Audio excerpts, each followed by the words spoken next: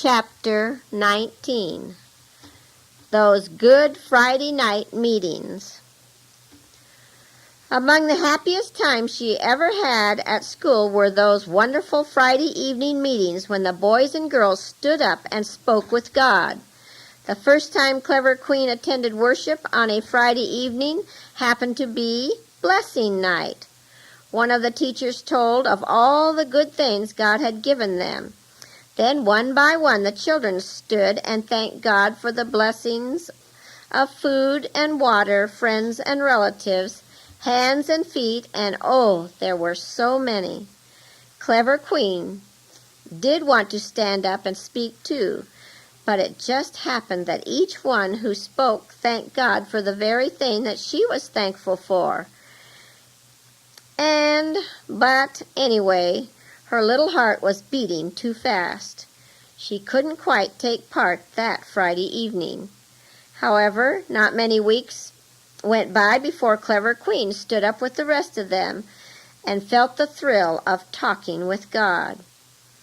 It was a praise night. One of the teachers talked a little while on the subject of praise, and then let the children stand up and repeat praise verses. All afternoon Clever Queen had been learning her text, for she knew what was coming. Her teacher helped her find one in Psalms.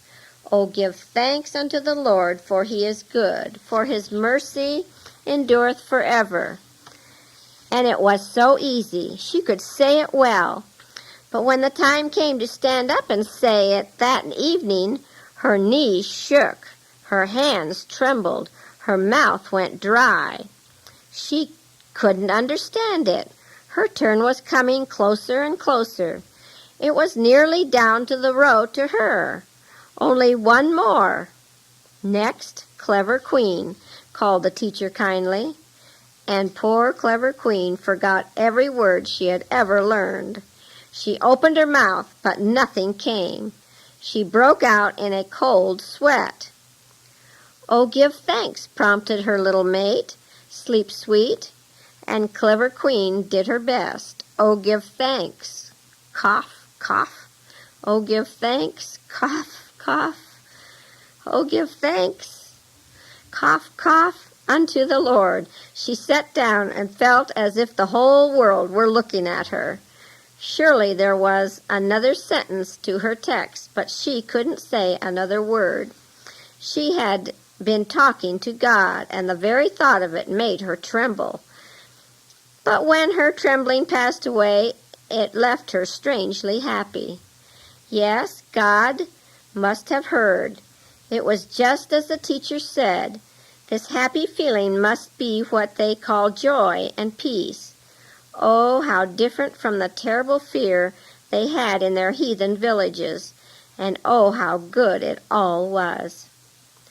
Then one Friday night the big Thar talked on prayer, and he said that not only can we talk with God, but often he talks with us, and he answers our prayers. And then Thar asked if there were any who would like to tell about an answer to prayer. And then, oh then, that was the best meeting they ever had. Scented Water stood up and said that once she was going to Rangoon with Mama, and she had her ticket all right. But just before the train started, the ticket collector came to look at the ticket, and she couldn't find it. And she looked, but it was no good. She couldn't find it, and the ticket man began to get impatient. Then she just turned around and prayed, "Oh God, help me find my ticket." And right then, almost like a voice, something told her to go look where she had been buying her rice. So she jumped down out of the train and ran over to the rice shop, and there was her ticket right on the ground. Then a boy called Red stood up and said that when he was coming to school, he was waiting at the station for nearly an hour before the train started, and there was such a rush that he wondered how he was going to be able to buy a ticket. So he shut his eyes and prayed, "Oh God, help me to buy my ticket." Just then a man stood up right beside him and said, "Who wants to buy a ticket. I can't go until tomorrow night."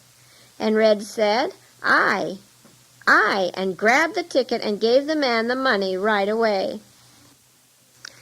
Then a girl named Serve Rice stood up and said, "I've never even seen a train, but last vacation my mother was going to Lapota, and oh, how I wanted to go. But I was afraid to ask Thar because I hadn't worked off my debt yet, and I was afraid he would say no. So I just prayed, and by and by I saw Thar coming down the path. My heart began to beat fast. I decided that I would ask him. Then I was too frightened.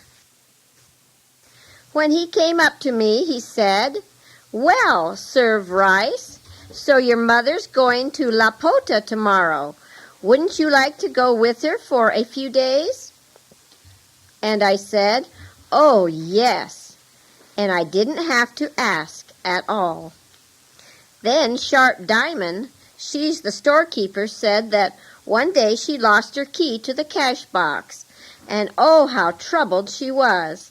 She looked and she looked, but she couldn't find it, so she prayed, and the voice said, 'Go and ask Thar.' And though she was very much ashamed, she couldn't think of anything else to do, so she went and asked Thar. And he said, 'Oh, yes, I found it last night when I was closing up.' And how happy she was. But she wished she had obeyed the voice sooner. And there were just lots and lots of other things said that I have no time to tell you.